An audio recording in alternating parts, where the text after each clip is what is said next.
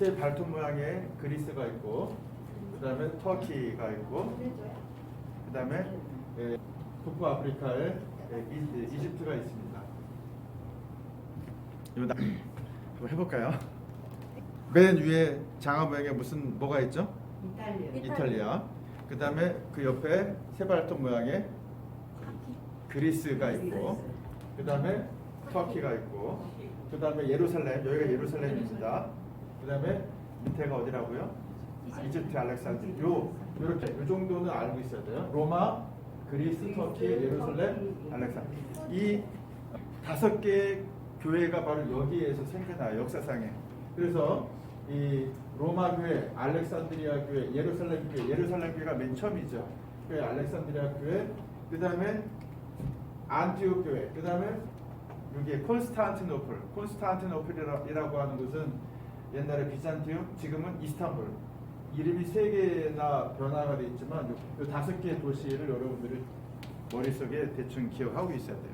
이 로마에서부터 알렉산드리아까지 이집트의 풍요로운 곡식을 가지고 오게 됨으로써 이 로마에서 생겨나는 일들이 있어요. 외국의 재화가 자국으로 들어오게 되면, 예를 들면 우리나라에 포도 농사가 있는데 칠레에 포도가 들어온다. 그럼 포도값이 어떻게 될까요? 떨어지는 거죠, 그죠?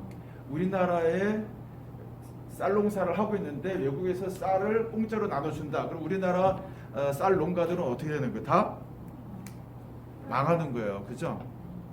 그래서 로마에서는 어떤 일들이 일어나게 되냐면, 황제가 이집트에서 나는 풍요로운 밀을 가지고 공짜로 나눠주니까 로마에서 가장 먼저 일어난 일이 뭐냐면, 자국의 로마의 소농들이 다 어떻게 돼요? 다 망해버린 거예요. 그래서 로마의 소농들이 다 망해버려가지고 그 사람들이 소위 이 거짓대가 된다거나 강도대가 된다거나 혹은 고리대금업자들의 노예가 된다거나 이 경제적으로 엄청난 변화가 일어나게 되고, 로마의 토지 제도도 완전히 바뀌어버리게 돼요. 어떤 토지 제도가 생겨나게 되냐면 라티이라고 하는 토지 제도가 있는데 로마에서만 생겨나게 돼요. 이건 뭐냐면은 대토지 제도예요.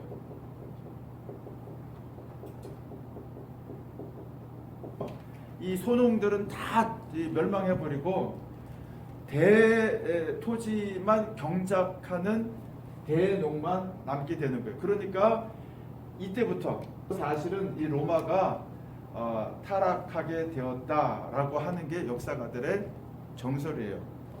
이 외국의 재화가 자국으로 들어오게 되니까 소농들은 멸망하게 되고, 그리고 인플레가 일어나게 되는데, 이때 당시 로마의 원로원 가격이 우리나라 돈으로 말하면 약 2억 정도가 된다고 한다면, 요 황제의 무료 곡식 공급 정책의 영향으로 2배가 뛰었다고 합니다.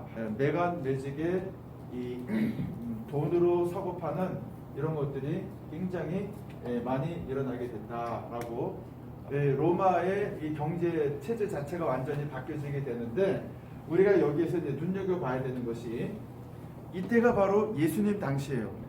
예수님이 계시는 이 예루살렘에서 이런 영향을 다 고스란히 받고 있는 거예요. 제가 맨 처음에 얘기했듯이 원치 않는 자녀들을 놓게 되면 다 영아살해 했지만, 이 팔레스타인 예루살렘 주변에 사는 유대인들은 주시는 대로 아이를 놓고 그리고 살았는데, 이렇게 자꾸 이자율이 올라갔는데 이 팔레스타인에서는 로마에서 이자율이 만약에 8%다. 그럼 여기는 23%, 30%까지 올라갔다고 그래요. 30%까지.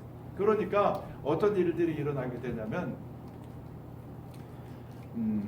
노예가 된다든가 거짓대가 된다든가 혹은 강도대가 되어서 정말로 먹고 살기가 힘든 시대가 바로 이 시대였다라고 하는 걸 우리가 이제 전제하고 가는 거예요. 그런데 이제 이 아빠라고 하는 그 칭호가 이 사회 시민들에게 전달하는 그 의미가 어떤 것인지를 우리가 알아야 되고, 이때 예수님께서 너희는 기도할 때 이렇게 기도하라라고 말하면서 두 가지 본문을 주셨어요. 이제 질문 들어갑니다. 잘 들으셔야 돼요. 여러분이 마태복음 6장 9절 13절에 아까 제가 주기도문 본문이 있다 그랬죠? 한번 누가 읽어보실까요? 마태복음 6장 9절 13절. 그리고 또 다른 한 분이 누가복음 11장 2절 4절. 그 두 개를 딱 놓고 보셔야 돼요. 누가 한번 읽어주세요. 오늘 우리에게 일용할 양식을 주시옵고 우리가 우리에게 죄 지은 자를 사하여 준 것 같이 우리 죄를 사하여 주시옵고 우리를 시험에 들게 하지 마시옵고 다만 악에서 구하시옵소서. 나라와 권세와 영광이 아버지께 영원히 있사옵나이다. 제가 간단하게 요약을 할게요. 맨 처음에 이제 호칭이 나오는데 아까 제가 얘기했던 것처럼 파테르 나오고 아빠라고 하는 말은 마태복음에서 이렇게 설명이 되어 있어요. 헤몬, 호, 엔, 토이스, 우라노이스. 하늘에 계신 우리 아빠예요. 자, 그다음 이제 누가복음 누가 읽어보세요. 네, 너희는 기도할 때 이렇게 기도하라. 아버지여, 이름이 거룩히 여김을 받으시오며. 자, 여기에는 하늘에 계신이 있나요 없나요? 하늘에 계신 우리. 자, 여기까지. 누가복음에는 그냥 아버지. 파테르만 있어요. 자, 이제 질문 나갑니다. 위에는 마태복음 기도문이고 밑에는 누가복음 기도문이에요. 그런데 마태복음의 기도문에는 하늘에 계신 우리의 아빠 이렇게 설명이 되어 있고 누가복음에는 이거 다 생략이 되어 있는 채로 아빠 이렇게 되어 있어요. 마태의 기도문과 누가의 기도문이 다 주기도문이거든요. 자, 질문은 무슨 질문이냐면 이거예요. 예수님께서 마태에게는 이런 기도문을 주셨고 누가에게는 또 다른 기도문, 이런 다른 기도문을 주셨다. 1번. 두 번째, 예수님께서는 하나의 기도문을 주셨는데 마태는 이렇게 썼고 누가는 이렇게 썼다. 두 가지만 생각할게요. 더 복잡하니까. 자, 다시 질문합니다. 예수님께서 마태에게는 다른 주기도문 주시고 누가에게는 또 다른 주기도문 주셨다. 다 각각 다른 주기도문. 아니다. 예수님께서는 하나의 기도문을 주셨는데 마태는 이렇게 썼고 누가는 이렇게 썼다. 강조점에 따라. 근데 설명하셔야 돼요. 거기에 대해서 왜 그러나. 서로 얘기하면서 생각을 나누면서 너무 부담스러우면 제가 안 물어볼게요. 그냥 말하실 수 있는 분만 얘기하시고 부담스러우면 통과하시면 됩니다. 네. 그러면은 하나의 기도문을 주셨는데 각자가 다르게 썼을 것이다가 다 이렇게 그렇게 생각하시는 것 같아요. 그러니까 이제 그걸 넘어가겠어요. 저도 그렇게 생각해요. 그러면은 그걸 이제 또 연구하면 또 굉장히 또 복잡하니까 우리는 그냥 하나의 기도문을 주셨는데 마태는 어떤 이유에서인지 이렇게 썼고 누가는 어떤 이유에서인지 이렇게 썼을 것이다. 이런 추측이 가능하죠. 신학을 공부한 사람들은 그러면 이제 이 탐구하고 싶은 자꾸 노력이 생겨요. 원래 예수님께서 하신 말씀은 뭘까 하는 생각을 하는 거예요. 원래 예수님께서 어떤 주기도문을 가르치셨고 그러면은 누가가 그 가르친 것을 생략한 것인지 어떤 필요에 의해서 아니면 마태가 필요에 의해서 첨가한 것인지 거기에 대한 답을 내야 돼요. 이해가 되시죠? 그죠? 네. 그러면은 예수님께서 어떤 기도문을 주셨는데 누가가 이걸 생략한 건지 아니면은 마태가 이걸 덧붙인 건지 그러면 이제 여기에서 더 왜 그렇게 했을까 이런 생각을 또 하겠죠, 그죠? 원래 예수님께서 이렇게 말씀하셨을 것이다라고 하는 것 지금 이제 우리가 여기에서 생각해야 될 것은 물론 이제 개인이 느껴서 얘기하는 것도 있지만 청중들이 그냥 너무 많이 바뀌어버린 거예요. 청중들. 그 말은 무슨 말이냐면요. 지금 이제 미국에 있는 우리 한인 2세대, 3세대들이 한글을 알까요, 모를까요? 1.5세대는 한글을 하다가 미국 간 사람들은 한글도 하고 영어도 잘해요. 그런데 2세대부터는 한글 잘 모르고 영어만 해요. 그리고 3세대 넘어가면 한글 전혀 몰라요. 여기에서 이제 어떤 일들이 일어나게 되면 미국 같은 데서도 처음에 이 뉴욕이나 미시건에 있었던 사람들은 파란 사람들이 개척자들이었어요. 그래서 네덜란드어를 많이 썼는데 지금 미시간이나 혹은 그랜드 레피지 같은 데 가게 되면 파란어를 쓰는 사람들은 거의 없어요. 한 달에 한 번 자기들끼리 모여서 예배 드리는 사람이 있을까 말까 하고 파란어를 쓰지 않고 전부 영어를 쓰는 거예요. 미국에서는요. 이 사람들이 미국에 있는 네덜란드 공동체이지만 이미 자기네 나라 언어와 관습과 문화를 다 잃어버린 거죠. 미국에 살면서. 이런 똑같은 일들이 지금 여기에서도 일어나는데 예루살렘이 언제 멸망하죠?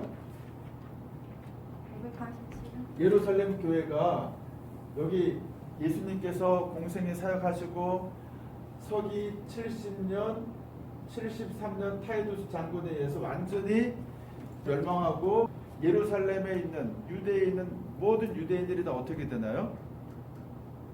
뿔뿔이 흩어지죠. 이 성경 사도행전에 나오는 예수님의 제자들이 이 뿔뿔이 흩어져요. 그래서 73년 이후에 이 예수님의 제자들이 어떻게 됐는지는 모르지만 우리가 사도행전을 통해 유추해 볼 때 이 아시아로 갔을 것이다. 여러분들 사도행전 보면 사도 바울이 이 유럽을 전도할 때 고린도 지역을 가게 될 때 거기에 누가 먼저 와 있었는지 아세요? 아굴라와 브리스길라가 여기 와 있었어요. 그런데 아굴라와 브리스길라는 어디 있었던 사람이냐면 당시 로마에 있었던 사람이에요. 로마에 살고 있었는데 서기 48년에 황제가 이 유대인들이 자꾸 폭동 일으키고 종교 문제로 말썽을 일으키니까 로마에 살고 있는 모든 유대인들을 다 추방령을 내렸어요. 추방령을 내리니까 이때 이 아굴라와 브리스길라가 로마에 살고 있었는데 48년 49년에 고린도로 이사를 오게 돼요. 고린도로 이사를 오게 되면서 이때 1년 반 이후에 사도 바울이 제2차 전도 여행을 요 안디옥에서 쭉 지나가지고 고린도로 오게 되는데 서기 51년 52년 넘어가는 겨울 그러면은 1월 겨울이 있고 12월 겨울이 있기 때문에 정확하게 얘기해서 51년에서 52년으로 넘어가는 겨울에 이 고린도에 도착하는데 거기 이미 1년 전에 와 있는 브리스길라와 아굴라를 만나고 나서 이들의 도움을 받아서 고린도 사역을 합니다. 이게 당시 51년, 52년에 있었던 일이에요. 자, 그런데 지금 예수님의 승천 이후에 일단은 예수님 믿는 이 사도들이 열심히 전도하고 있었지만 이 스데반의 순교 이후로 또 사울의 박해 이후로 어떤 일이 일어나게 되냐면 이 스데반이 순교하고 사울이라고 하는 청년이 예수님을 만나게 되고 그 다음에 아라비아로 갔다라고 얘기해요. 아라비아로 갔다라고 하는 얘기는 아마도 이것도 두 가지 해석이 있는데 첫 번째로는 그가 묵상하기 위해서 갔다. 아니면 전도하러 가기 위해 갔다. 하지만 아라비아에서 머물다가 다시 다소로 가서 아라비아와 다소에서 한 10년 가까이를 거기서 썩혀요. 썩힌다라고 하는 말은 그렇지만 10년 가까이를 있다가 이 안디옥 교회가 부흥을 하게 되니까 이 안디옥 교회 바나바라고 하는 장로가 다소에 있는 이 사울이라고 하는 청년을 모셔서 성경 교사로 삼게 되고 그와 함께 1차 전도 여행, 2차 전도 여행 간 고린도에 도착 때가 51년, 52년이니까 역으로 따지면 아마도 한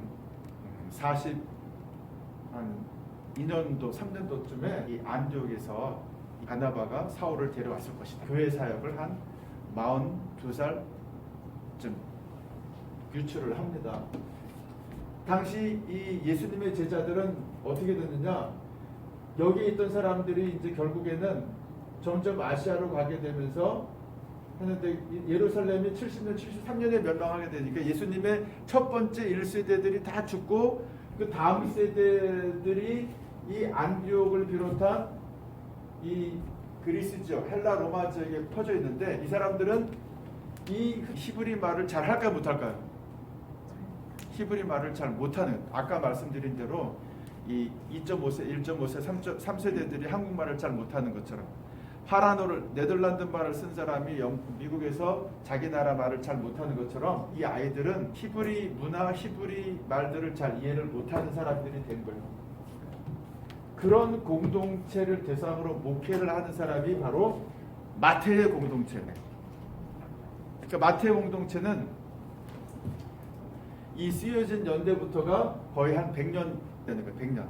그러니까 예루살렘에 있는 공동체가 아니라 벌써 이 아시아, 전도, 아시아에 있는 이 예수 믿는 일단의 무리들을 대상으로 한 거기 때문에 이 사람들의 마태의 교회의 청중들은 히브리 문화와 히브리 언어를 하는 사람들이 아니라 헬라 말과 로마 말을 하는 사람들이 그의 청중이었던 거예요. 아까 말했던 것처럼 이 사람들에게 헬라 말과 로마 문화와 로마의 역사를 아는 사람들에게 이 예수님의 교훈을 가장 적절하게 전달하기 위한 방법을 생각했던 사람이 바로 누구냐면 마태예요. 마태.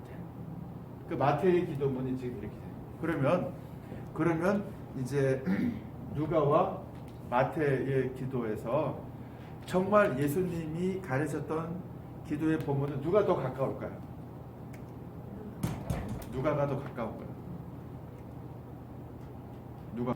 그러면은 이거는 마태가 이 자기 교회 공동체 히브리인이긴 하지만 그렇지만 이미 헬라화 되어 있는, 그래서 헬라파 유대인에 가까운 이 헬라 문화의 영향을 받은 이 사람들에게, 이 자녀들에게, 이 자녀들이 성장한 어른들이 되었을 때 이 사람들이 이해할 만한 단어로 주기도문을 번역한 게 바로 이거예요.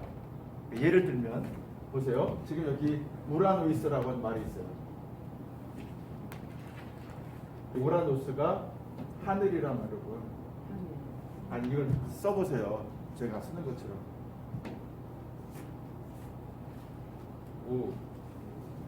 저 그대로 옆에다가 한번 써보세요.